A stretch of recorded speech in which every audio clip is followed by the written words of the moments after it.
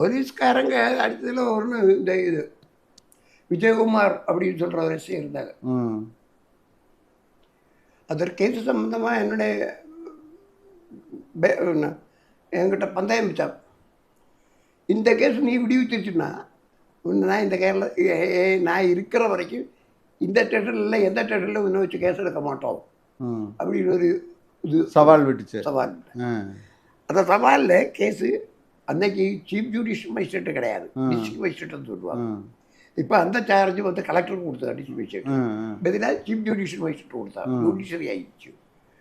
அப்போ அன்னைக்கு வந்தது டிஸ்ட்ரிக்ட் மேஜிஸ்ட்ரேட். அந்த கோர்ட்டில் தான் இந்த கேஸ் நடக்குது, சாதா கோர்ட்டில் இல்லை, மேஜிஸ்ட்ரேட் கோர்ட்டிலும் இல்லை. கேஸ் விட்டுருச்சு. அதுக்கப்புறம் என்ன ஆச்சு? அந்த ஆள் எங்கே இந்த ஆளை காணா, அந்த ஆள் ஸ்டேஷனில் போயிடுச்சு.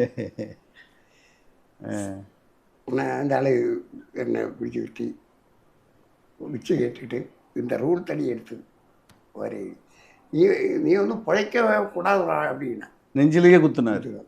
அடுத்த உண்டி பிள்ளை எதுவும் சொல்லி போலீஸ்காரர் இருந்தாங்க. அவரு வந்து கை முடிச்சு, என்ன சார் உங்கள் அண்ணன் தம்பி எல்லாம் கிடையாது, எதுக்கு இந்த தாழ்வழி மக்கள் எல்லாம் பிழைக்கிற கடத்த திருடுறதுக்கு தானே அப்படின்னு.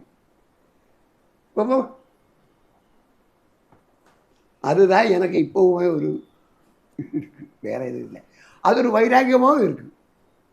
ஏன்னா அந்த ஆள் சொல்லித்தான் என்னை வற்புறுத்தி நான் அது இதில் இருந்து 3-4 மாதம் ஜெயிலில் இருந்து கேஸு ரிலீஸ் ஆகிடுச்சு, வெளியில் வந்தது. தண்டிச்சல, பெயில் எடுக்க யாரும் இல்லாதது. அவர் சொன்ன மாதிரி நான் அவர்கிட்ட மரியாதையாக நிற்கிறதுக்கு தான் அவர்கிட்டே போனது. மறுபடியும் சார் உங்கள் கேஸ் விட்டுருச்சு, இங்கே எங்கேயாவது நிற்கலாமே அப்படின்னா